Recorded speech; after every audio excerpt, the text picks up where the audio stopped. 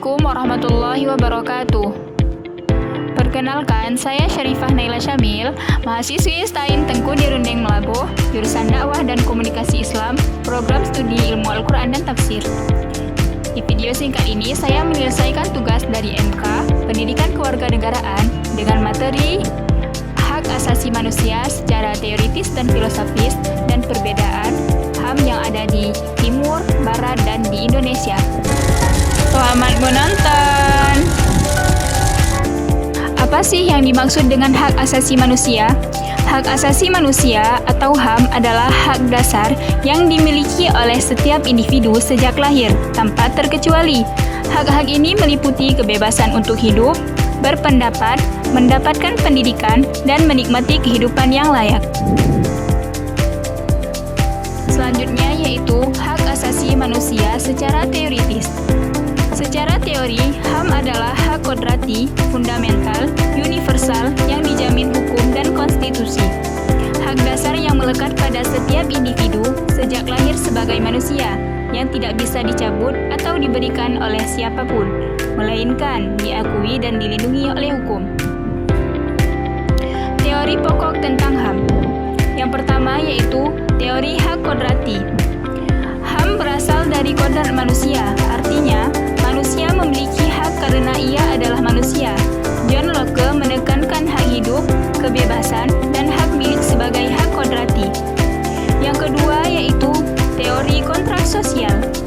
Hobbes, Locke, dan Rawlsy menjelaskan bahwa manusia menyerahkan sebagian kebebasannya kepada negara melalui kontrak sosial.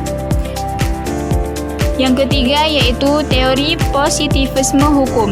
HAM ada karena ditetapkan oleh hukum atau negara. Hak diakui sepanjang tertulis dalam peraturan, undang-undang, konstitusi, atau deklarasi. Yang keempat yaitu teori relativisme budaya. HAM dipahami berbeda menurut nilai budaya dan agama masing-masing masyarakat, sehingga tidak ada konsep HAM yang sepenuhnya universal. Selanjutnya, HAM secara filosofis. Secara filosofis, HAM adalah refleksi dari martabat manusia yang bersumber dari akal, moral, dan nilai kemanusiaan universal dengan tujuan melindungi kebebasan, keadilan, dan kesejahteraan manusia. Secara filsafat, HAM dipandang sebagai konsekuensi dari hakikat manusia sebagai makhluk rasional, bermoral, dan bermartabat. Berikut beberapa dasar filosofisnya. Yang pertama yaitu ontologis atau hakikat manusia. HAM lahir karena manusia memiliki martabat yang sama. Tidak ada manusia yang lebih rendah atau lebih tinggi dalam hak dasarnya. Yang kedua yaitu epistemologis atau dasar pengetahuan. HAM dipahami melalui akal budi, pengalaman, sejarah penindasan, dan kesadaran moral bahwa manusia berhak hidup bebas dan sejahtera. Yang ketiga yaitu aksiologis atau tujuan nilai. HAM bertujuan untuk mewujudkan keadilan, kebebasan, dan kebahagiaan manusia.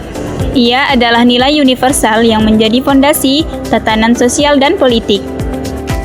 Selanjutnya yaitu perbedaan HAM yang ada di Timur dan Barat. Yang pertama yaitu berdasarkan pemikiran. Dasar pemikiran di Barat adalah berbasis liberalisme dan rasionalitas. HAM dianggap melekat pada individu sejak lahir, sedangkan dasar pemikiran di Timur berbasis nilai agama, budaya, dan moral sosial. HAM dipahami selaras dengan kewajiban dan nilai kolektif.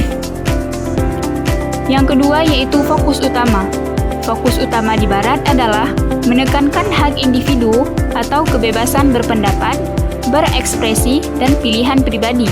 Sedangkan fokus utama di Timur adalah menekankan keseimbangan hak dan kewajiban serta harmoni masyarakat.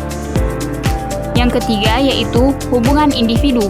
Hubungan individu di Barat adalah individu lebih diutamakan daripada kepentingan sosial, sedangkan hubungan individu di Timur adalah kepentingan masyarakat dan norma sosial sering didahulukan. Selanjutnya, pandangan HAM yang ada di Indonesia. Pandangan HAM di Indonesia bersifat humanis, religius, yaitu menjunjung tinggi martabat manusia berdasarkan nilai ketuhanan, kemanusiaan, dan keadilan sosial. Artinya, hak asasi tidak boleh dipisahkan dari tanggung jawab, moral, dan nilai luhur bangsa. Jadi, kesimpulan yang bisa ditarik dari materi ini adalah HAM adalah hak dasar yang melekat pada manusia dan wajib dilindungi negara. Barat menekankan hak individu, sedangkan di Timur menekankan hak yang seimbang dengan kewajiban. Sedangkan di Indonesia menerapkan HAM berdasarkan Pancasila dengan keseimbangan hak, kewajiban, agama, dan kepentingan bersama. Sekian penjelasan singkat dari saya. Semoga bermanfaat bagi teman-teman semua. Wabillahi taufiq wal hidayah. Wassalamualaikum warahmatullahi wabarakatuh.